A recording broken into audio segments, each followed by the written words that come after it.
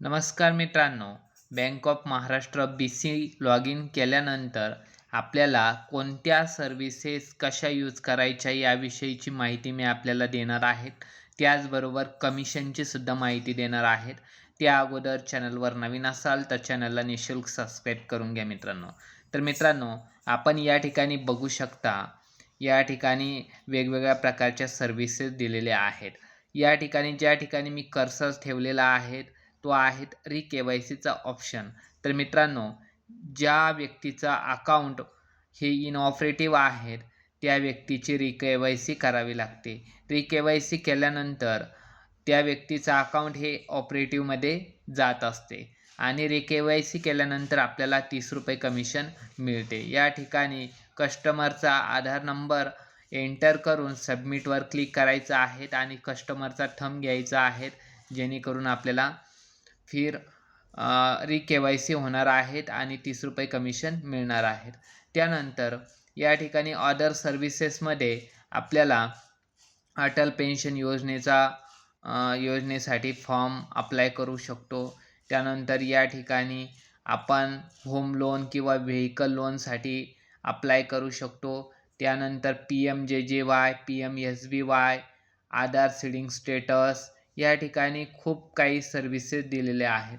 तर मित्रांनो, आपण या ठिकाणी बघू शकतो APY केल्यानंतर सुद्धा आपल्याला कमिशन मिळत असते. त्यानंतर होम आणि व्हेकल लोन हे केल्यानंतर सुद्धा आपल्याला फक्त लीड जनरेट केल्यानंतर ₹250 कमिशन मिळते आणि जेव्हा लोन कस्टमरला ट्रान्सफर होते तेव्हा ₹750 मिळते. म्हणजे असं आपल्याला ₹1000 कमिशन मिळत असतं. त्यानंतर या ठिकाणी PMJJBY किंवा PMSBY आपण इन्शुरन्स करू शकतो. तर PMSBY इन्शुरन्सचं कमिशन ₹1 आहेत आणि PMJJBY या इन्शुरन्सचं कमिशन ₹15 आहेत. त्यानंतर आपण या ठिकाणी आधार सीडिंग स्टेटससुद्धा कस्टमरचं चेक करू शकतो. त्यानंतर आपल्याला या ठिकाणी फॉर्म 15GH ज्या कस्टमरचा पॅन कार्ड नाहीत त्याचा फॉर्म 15GH आपण अप्लाय करू शकतो. या ठिकाणी आपण री-के-वाय-सी विथ ॲड्रेस चेंज आणि आपण ॲड्रेस चेंज करू शकतो आणि री-के-वाय-सी पण या ठिकाणी करू शकतो. या ठिकाणी इनऑपरेटिव्ह जे अकाउंट आहेत ते ऑपरेटिव्हमध्ये सुद्धा कन्वर्ट करू शकतो. त्यानंतर नॅशनल पेन्शन स्कीम ही योजनेसाठी सुद्धा कस्टमरचा आपण अप्लाय करू शकतो. त्यानंतर आधार सीडिंग स्टेटस जे आहेत ते सुद्धा कस्टमरचा आपण करू शकतो. त्यानंतर या ठिकाणी खूप काही सर्व्हिसेस दिलेल्या आहेत. वेगवेगळ्या प्रकारच्या लीड जनरेट करू शकतो. या ठिकाणी आपण बघू शकता खूप काही सर्व्हिसेस आहेत.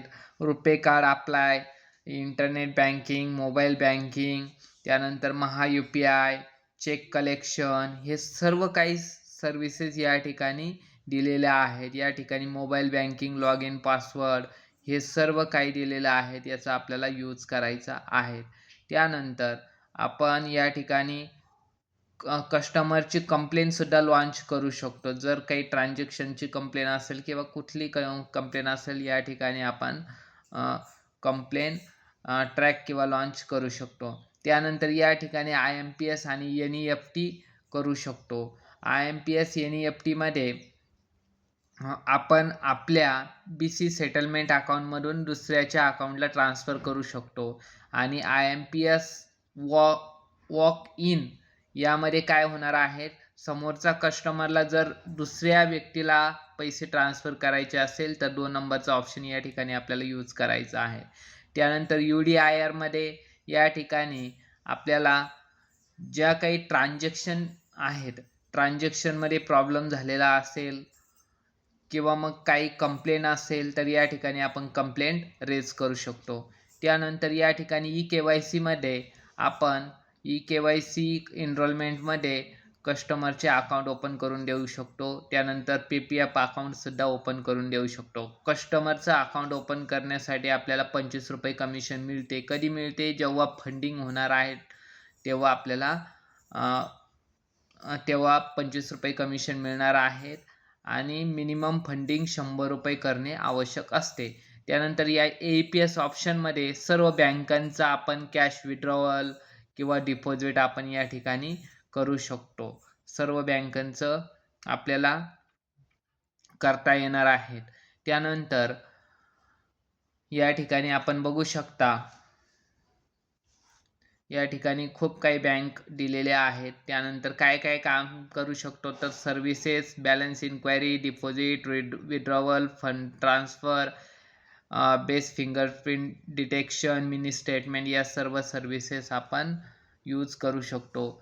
त्यानंतर APS मेनूमध्ये फक्त आधार अकाउंट म्हणजे यामध्ये फक्त आपल्या बँक ऑफ महाराष्ट्राचंच आपण cash withdrawal, deposit, fund transfer करू शकतो. त्यानंतर APS इनेबल